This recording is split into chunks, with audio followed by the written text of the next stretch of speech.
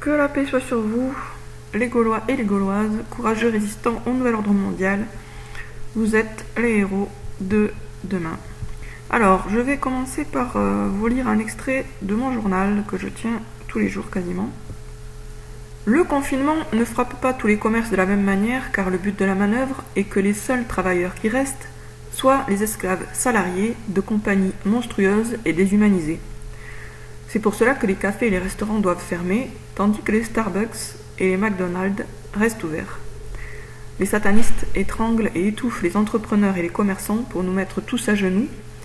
L'idéal pour eux serait que nous dépendions de leur compagnie à eux pour survivre en ayant zéro alternative, tel un fœtus dépendant exclusivement du placenta de sa mère.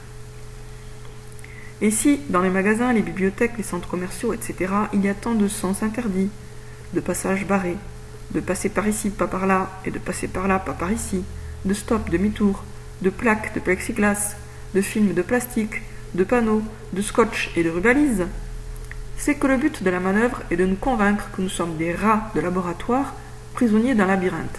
Un labyrinthe conçu par un scientifique nazi. Ces rats de laboratoire, insignifiantes et méprisables créatures, sont apparus par hasard via l'évolution. Ils n'ont pas été façonnés par Dieu pour l'adorer sans rien lui associer et accomplir la plus noble et difficile des missions, faire régner la justice sur terre. Sauf que si, c'est bien ce que nous sommes censés faire. Mon Dieu, que ta volonté soit faite sur la terre comme au ciel. Autrement dit, mon Dieu, fais de nous les instruments de ta volonté sur terre. Les satanistes se réfugient dans de sombres et sinistres souterrains pour accomplir leur rite dégueulasse, violer, torturer, tuer, boire du sperme et du sang, etc. Ce sont eux les rats, et ils veulent nous convaincre que les rats, c'est nous. Pour atteindre cet objectif, ils réaménagent notre environnement. Mais en réalité non, c'est pire, car ce n'est pas eux qui le réaménagent pour le transformer en labyrinthe affolant, c'est nous-mêmes. Les satanistes se contentent de donner les ordres, et nous leur obéissons bêtement comme des animaux dénués de raison. À force de désobéir à Dieu, nous sommes devenus leurs esclaves, c'est-à-dire les esclaves du diable. Bon, ça c'est un peu négatif comme conclusion, mais c'est une conclusion totalement provisoire. Donc là, j'arrête de lire mon journal et je vous demande de faire avec moi un rêve éveillé pour contredire cette image du labyrinthe et des souris dans le labyrinthe. Donc c'est une image qu'ils veulent nous imposer via la réalité, via la réorganisation de tout, des commerces, des centres de circulation, etc., des écoles, enfin, par le réaménagement de l'espace,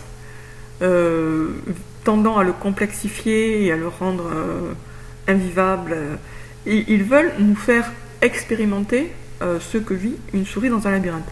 Donc, je vous propose une image qui est incompatible avec ça, parce qu'une image ne peut être chassée, délogée que par une autre image. Donc c'est pas par des termes abstraits, c'est pas par, le mot liberté qu'on va supprimer l'image de la souris. On va la supprimer par une autre image. Cette autre image, c'est celle d'un arbre. Cet arbre, nous en sommes, nous, chacun, une petite partie. Donc il y a certaines personnes qui sont les feuilles de cet arbre, il y a d'autres personnes qui sont une branche, il y a d'autres personnes qui sont une racine, il y a d'autres personnes qui sont l'écorce, il y a d'autres personnes qui sont le cœur de l'arbre, il y a des personnes qui sont la sève.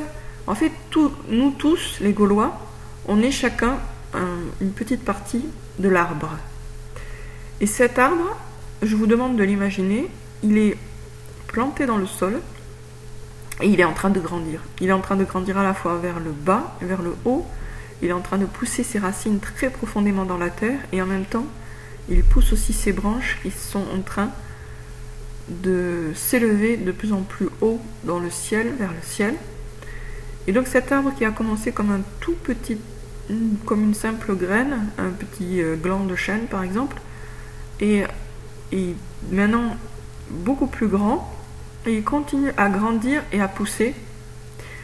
En fait, c'est un arbre gigantesque, et maintenant il est tellement grand que son feuillage ombrage toute la terre.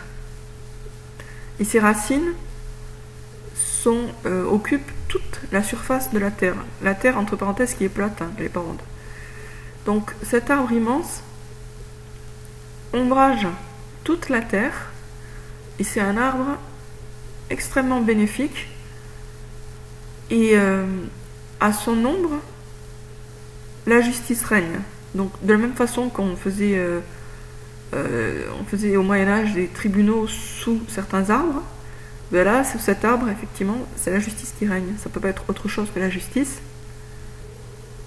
Et donc, en fait, cet arbre que nous sommes, il transforme le monde et il y met de la justice. Simplement parce qu'il est là, partout, qu'il l'ombrage, et qu'à son ombre, il ne peut y avoir que de la justice.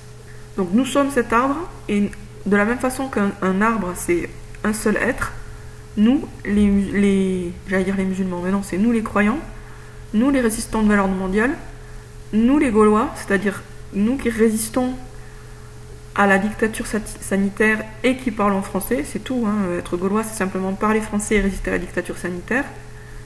Nous sommes cet arbre, nous créons, notre union fait cet arbre, et chacun y a sa place. La racine est à sa place, la branche est à sa place, la feuille est à sa place, le fruit est à sa place, la sève est à sa place. Chacun trouve sa place. Chaque petite partie de l'arbre, c'est exactement le rôle qui lui est dévolu dans l'ensemble. Il n'a aucun mal et aucun souci pour remplir sa mission en harmonie avec toutes les autres parties de l'arbre. Voilà. Sur ce, je vous dis à très bientôt les amis pour une prochaine vidéo.